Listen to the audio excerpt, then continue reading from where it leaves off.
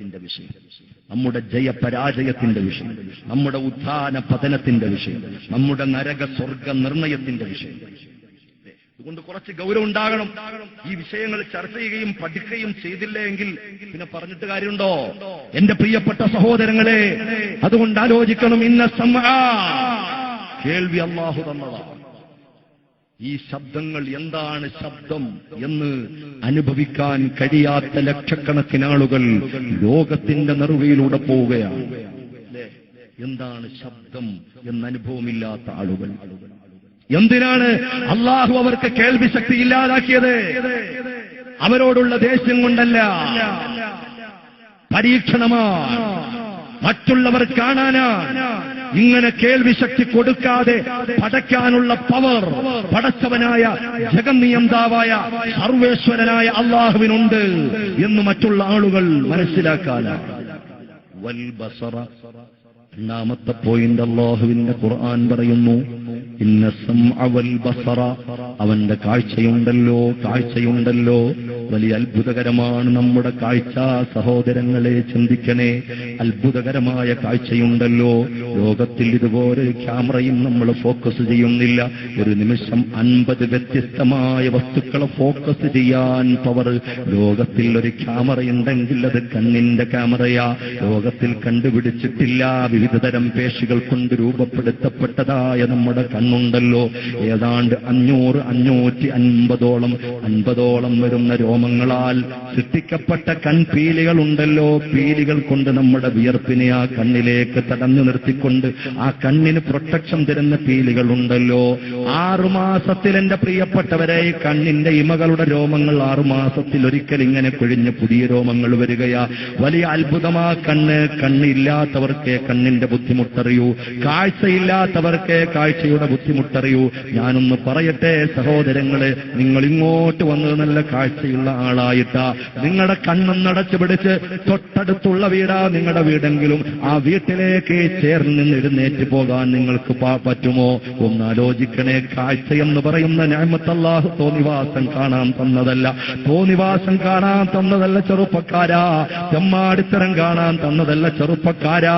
ലൈംഗിക വൈകൃതങ്ങൾ കണ്ടാസ്വദിക്കാൻ തന്നതല്ല ചെറുപ്പക്കാരാ. എങ്ങനൊക്കെ നീ ലോക്കിട്ട് നിന്റെ മൊബൈൽ ഫോണുകളിൽ ക്ലിപ്പാക്കി വെച്ചിരുന്നാലും അള്ളാഹു എല്ലാ പാസ്വേഡും അറിയുന്നവനാ പൊന്നുമോനെ. അള്ളാഹു എല്ലാ ക്ലിപ്പുകളും കാണുന്നവനാ പൊന്നുമോനെ. യഅലമു ഖായിനത്തൽ അയ്നി വമാ തുഖ്ഫി സുദൂർ, കണ്ണിന്റെ കട്ടുനോട്ടവും ഹൃദയത്തിൽ ഒളിപ്പിച്ചു വെച്ചിരിക്കുന്ന വിഷയവും അറിയുന്നവനാ അള്ളാഹു.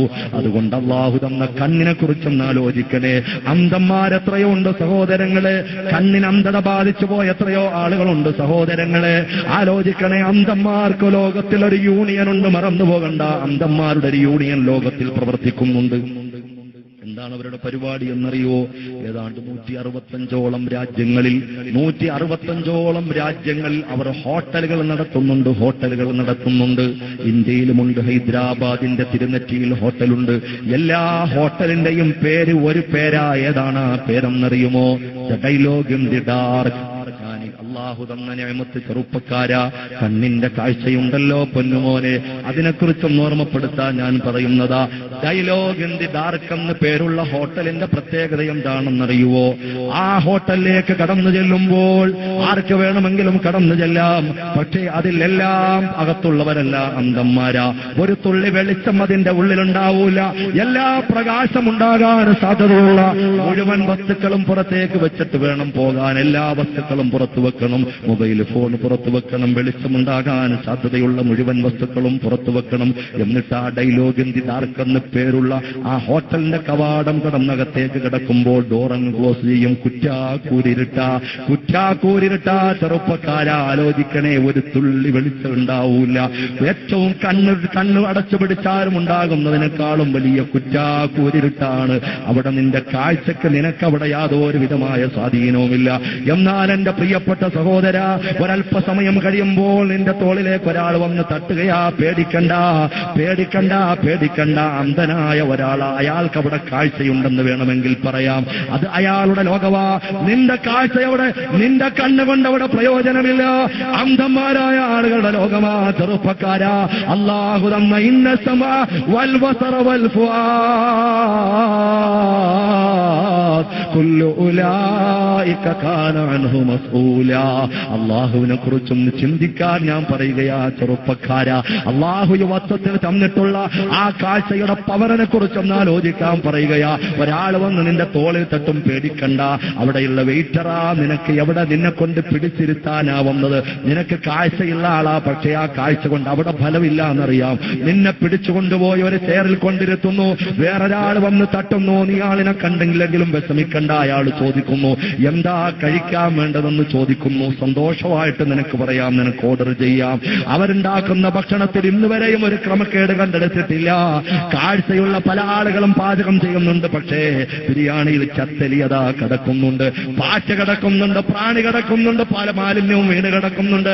പക്ഷെ അന്ധന്മാരുണ്ടാക്കിയ ഭക്ഷണത്തിൽ ഇന്നുവരെയും എന്റെ പ്രിയപ്പെട്ട ചെറുപ്പക്കാരാ ഒരു കുഴപ്പവും കണ്ടെടുക്കാൻ സാധിച്ചിട്ടില്ല. ചിന്തിക്കാൻ ഞാൻ പറയുകയാ.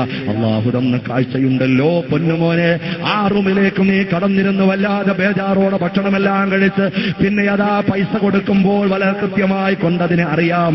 എത്ര രൂപ കൊടുത്താലും അവർ കൃത്യമായി അറിയാം. കൗണ്ടറിൽ പൈസ കൊടുത്തിട്ട് നീ പുറത്തേക്ക് വരുമ്പോൾ ഏതൊരു മനുഷ്യനാണെങ്കിലും ആ കവാടം തുറന്നുകൊണ്ട് ആ കാഴ്ചയുടെ ലോകത്തിലേക്ക് വരുമ്പോൾ, വെളിച്ചം കാണുമ്പോൾ അൽഹംദുലില്ലാഹ് എന്ന് പറയാത്ത ഒരൊറ്റാളും ഉണ്ടാവൂല.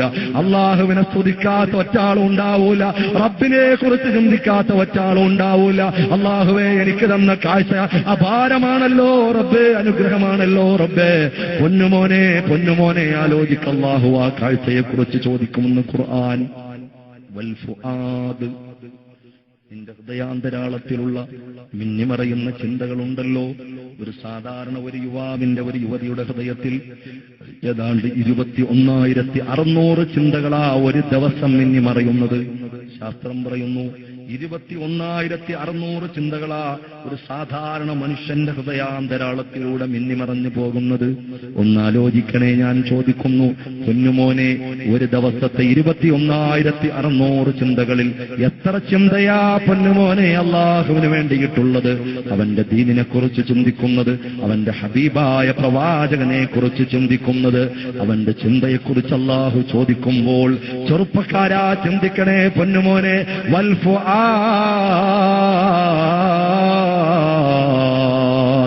അവന്റെ ഹൃദയാന്തരാളത്തിൽ അങ്കുരിക്കുന്ന ചിന്തകളെ കുറിച്ച്